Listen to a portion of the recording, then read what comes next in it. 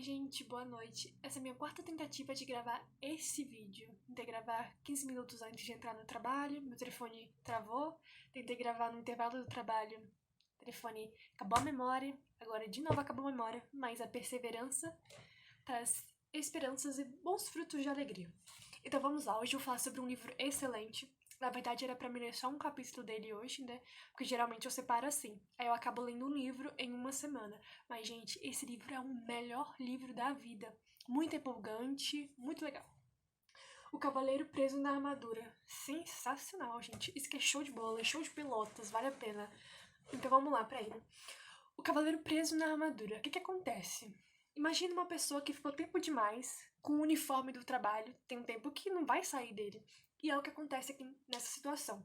Imagina aquele bombeiro que sempre tá preparado quando toca aquele alarme, aquele sinal. E aí, beleza, desceu, fez a missão, voltou. E esse cavaleiro, ele queria ser o mais honrado, amoroso, prestativo do reino. Então ele dormia com a armadura, comia com a armadura. E aí, a mulher dele se sentindo insatisfeita por conta de tudo isso, e o filho também estava se sentindo sem afeto, estava tendo um caos emocional nessa família. Então ela deu um ultimato pra ele, falando que se ele não tirasse essa armadura e não mudasse, ela e o filho iriam embora. Então ele foi atrás do ferreiro mais forte do reino e o ferreiro não conseguiu tirar essa armadura, porque fazia muito tempo que ele estava e ela acabou emperrando nele. E aí então ele parte pra uma aventura atrás de Merlin, o mago do rei Arthur. Beleza, ele sai nessa aventura e lá na floresta ele acaba se perdendo, então já é o primeiro baque dele. Ele achava que sabia de tudo e na floresta ele não sabia as direções coordenadas, então aquele já foi o primeiro baque pra ele das emoções e do mental. E aí ele acaba dormindo de cansaço e de desprezo, então as primeiras lágrimas dele acabam tirando uma parte da armadura, e ao acordar ele se depara com Merlin com os animais. E tem uma frase muito legal no livro que eu separei aqui e vou ler pra vocês, que fala o seguinte: você está começando a perceber as diferenças em outras formas de vida, porque está começando a perceber as diferenças no seu interior. Merlin estava dando pra ele, através de um canudo, poções de vida, então ele começou a ver as vibrações dos animais e começou a entender o que eles estavam falando. Então ele começou a perceber que não era só ele que existiam outras vidas, outras emoções, e que tudo estava em xeque, em jogo. E aí uma frase legal do livro também que fala nessa primeira parte da floresta é o seguinte: quando você aprender a aceitar em vez de ter expectativas, seus desapontamentos serão menores. E aí ele dá o seguinte exemplo: espero que você nunca ouvirá um coelho dizer: espero que o sol apareça de manhã para eu poder ir até o lago brincar. Se o sol não aparecer, não estragará o dia do coelho. Ele simplesmente é feliz sendo o coelho. E aí fala que a gente levanta essas barreiras para proteger quem pensamos ser e acabamos ficando presos nessas barreiras. E aí, o porquê dele estar preso nessa armadura.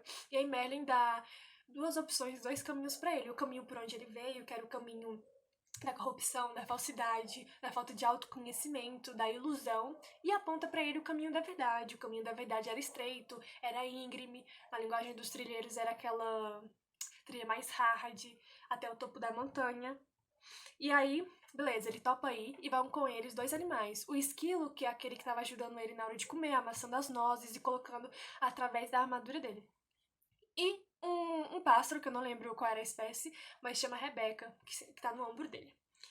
E aí na estrada, o primeiro castelo que eles se deparam é o Castelo do Silêncio. Uma coisa muito legal é que somente ele poderia entrar. Os animais, acho que arrodearam, não sei, pra encontrar ele ao final do castelo. Beleza, ele entrou nesse castelo e realmente era o silêncio. E ele entendeu que o silêncio não era só não falar, mas era você entender e falar com o seu eu verdadeiro. E cada vez que ele ia descobrindo coisas dentro do Castelo do Silêncio, o espaço ia ficando menor, porque o cerco estava fechando sobre ele. E a saída era ele mesmo, esse autoconhecimento. E quando ele descobriu que ele realmente tinha medo de ficar sozinho. Isso é pra nossa vida. A gente tem medo de ficar sozinho, então a gente busca distrações o tempo todo. E o primeiro passo para esse caminho da verdade é tendo contato com o seu verdadeiro eu.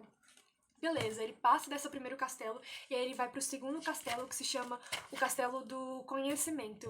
E aí, agora os animais podem entrar com ele, porque o silêncio é para um, mas o conhecimento é para todos. E dentro desse castelo estava tudo apagado, mas tinha a seguinte inscrição: o conhecimento é a luz através da qual você encontrará o seu conhecimento. Por quê? Porque quanto mais a gente sabe, mais a gente busca conhecer a gente e a sabedoria também que tá por aí, porque tudo é uma verdade, né? Um conjunto. Mais luminoso fica aqui dentro e dentro do castelo. E outra inscrição que, cara, essa foi um tapa na minha cara. Muito boa, gostei. Será que você não confundiu necessidade com amor? E é isso que a gente geralmente faz, né? A Bíblia fala sobre isso, que fala que Deus ele é a fonte de água viva e que a gente tem uma mania feia de criar cisternas, poços, rotas rachadas.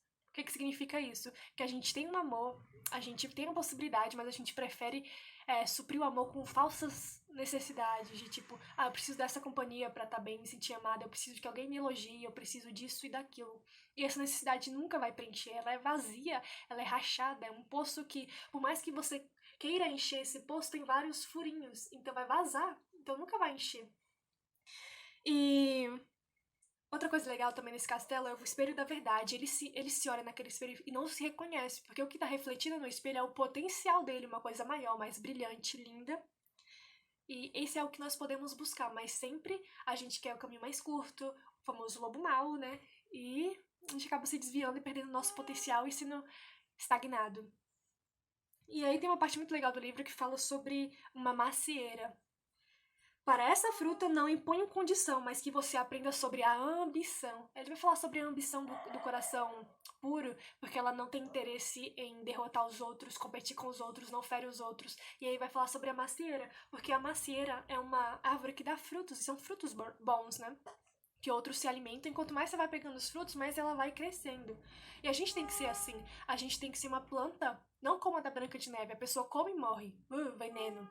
Mas a gente tem que ser uma planta que a pessoa vem, chega até a gente, vai encontrar verdade, valores, princípios, amizade, vai poder ter um conselho, vai poder ter tudo de bom. Essa buzina, se vocês estiverem ouvindo, é a minha irmãzinha que tá dirigindo. Com a minha mãe, obviamente. E é isso. E aí, depois que ele passa por este caminho do conhecimento, ele fala assim, ele sai, e no meio do caminho ele fala: o tempo passa rápido quando a gente tá em contato consigo mesmo, porque é legal, a gente tá descobrindo a gente. E a gente pensa, caraca, isso é legal, eu nunca fiz isso, eu gosto disso, não gosto daquilo. E ao longo desse caminho, várias partes da armadura foram caindo, menos o peitoral. E agora ele vai passar pelo castelo da vontade e da ousadia. E o inimigo dele é o dragão do medo e da dúvida. E muitas vezes a gente é afrontado por este dragão, né? São pessoas, são ideias que chegam até a gente que colocam dúvida na nossa capacidade, no nosso desempenho.